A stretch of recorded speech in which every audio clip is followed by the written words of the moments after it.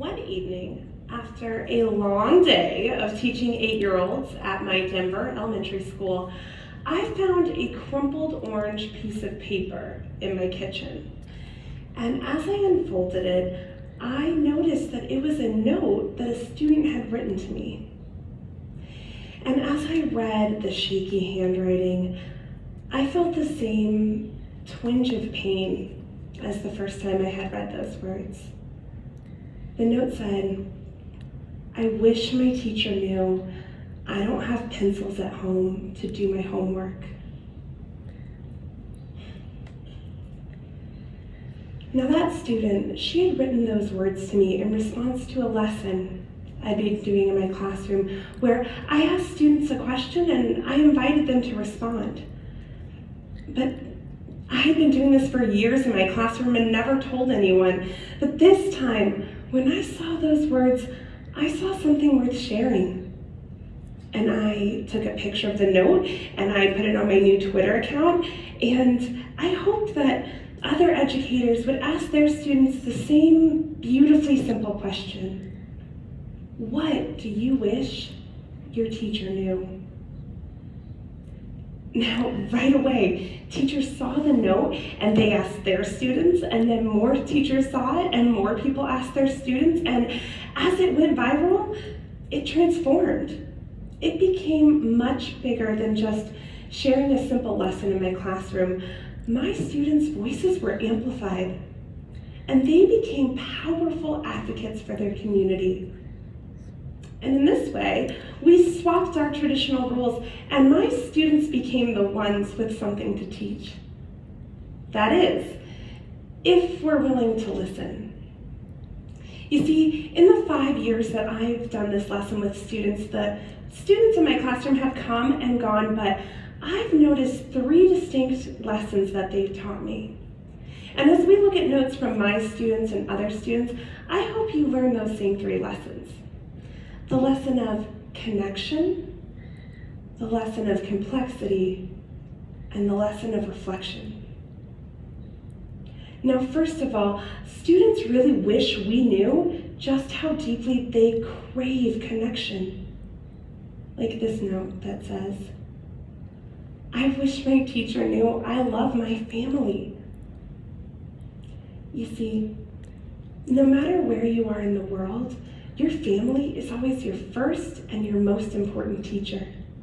And our schools can harness the power of this by creating strong partnerships between our families and our schools. And then there's this note that says, "I wish my teacher knew I want to learn more about history." You see, we all have curiosities. Isn't that why you're here today? We're more productive and fulfilled when we follow them. That's why I view it as my role as a teacher to recognize and cultivate my students' passions and connect what we're doing in school to what they actually care about. Well, this next note, we can all too easily relate to.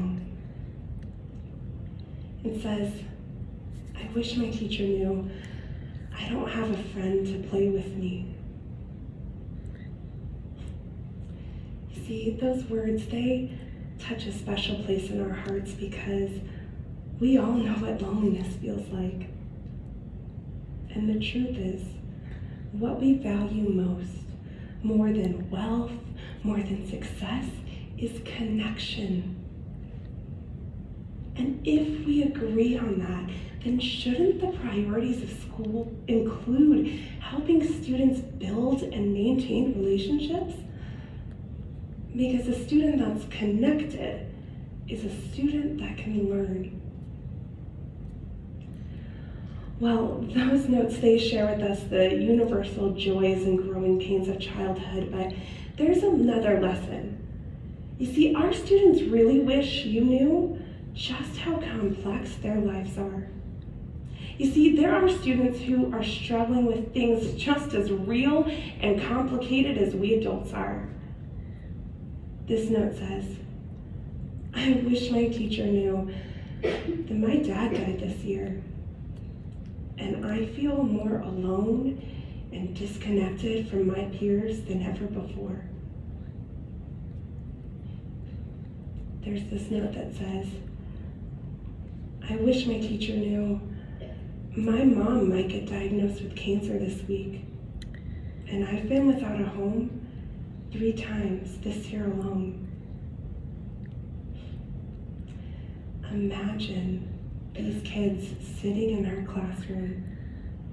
Their heads are full with ideas much more complicated than solving a math problem. And maybe you've been that kid before.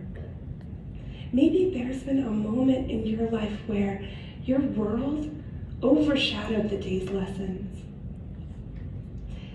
Yes, we all have difficult times, but when children do, it affects their learning and their development.